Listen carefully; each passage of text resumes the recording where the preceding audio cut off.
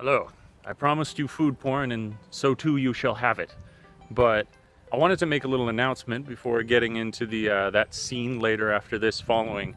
Talking about a couple things. First, a quick shout out to altinsider.com.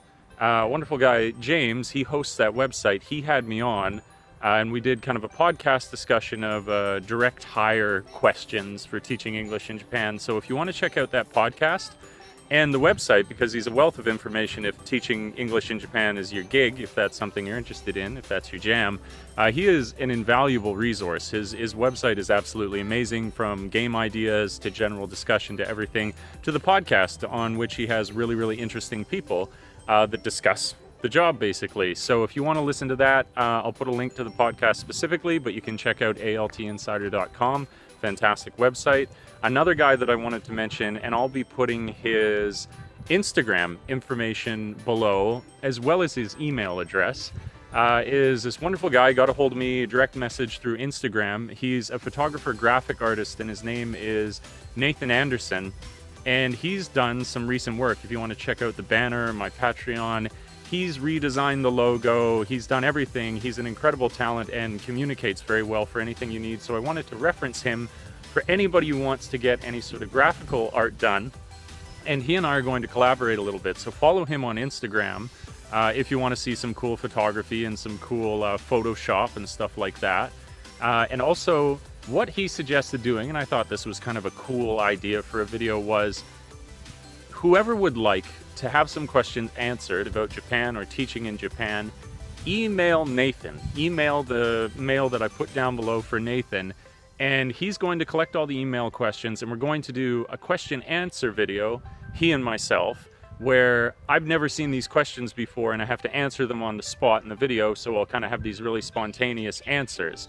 But he will receive the questions that you want to ask, and then he's going to conduct the interview, and we'll upload that sometime early in June. But that's the idea. So if you got any questions, go and get a hold of him in the email down below. Say, this is my question for Dave.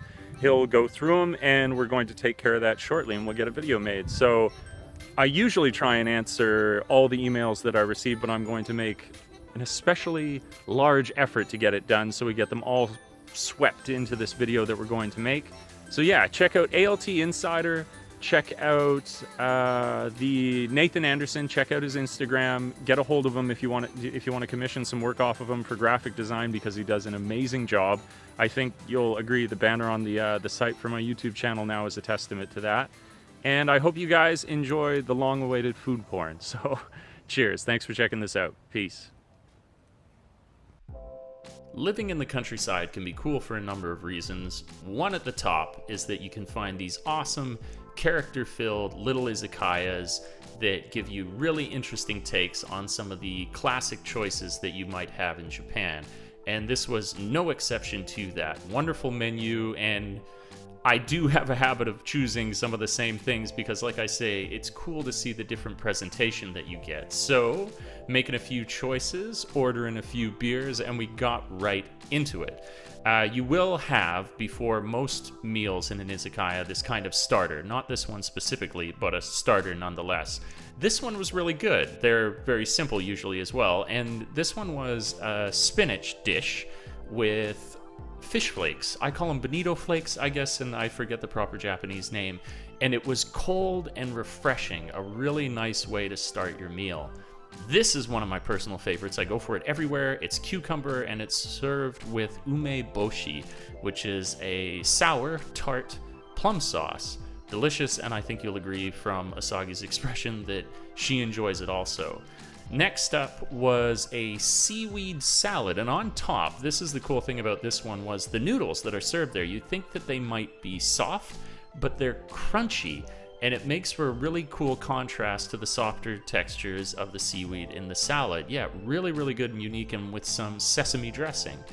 Next up is not for the faint of heart, and something I've grown to love. It's Basashi, which is horse sashimi, and they serve it with sliced onion that has the same sort of kick that you might get from wasabi, which is a sort of sinus clearing spice that you would get, and you have it with a little bit of garlic paste. Really, really, really good. And if you want to try something you're not used to, a great place to start, because the flavor isn't gonna like knock you out of this world. It's just good and different. So well worth a try. And this one was generous. You don't usually seem to get so much.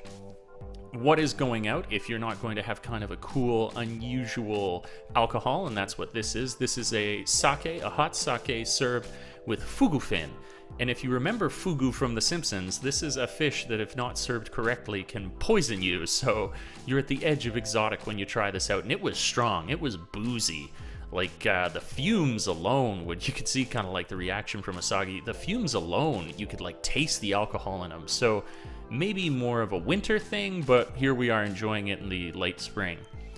I did order a few other things, some that I thought maybe couldn't quite make it to the camera, but they're worth mentioning, is karaage, which is basically deep fried chicken. And it's served with mayonnaise, a little bit of lemon, and if ever you're gonna go out, it's well worth getting. Maybe not the best looking thing in front of the camera, but I love it. It's kind of like Japanese soul food, so easy to put down. And one other thing that I think I will show you before this all like comes crashing to an end is this really cool, simple thing. Again, it's an example where you don't need complex food, you just need good food.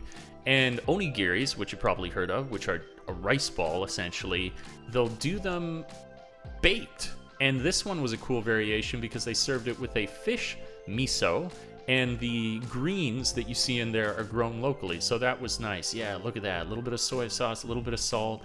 I even get a shot in here where I crack it right open. I hope that you can see the steam. I'm not sure that you will, but maybe again for the winter, but we're enjoying it here in the spring. It is so, so good and simple, stick to your bones, wholesome, and very inexpensive as well.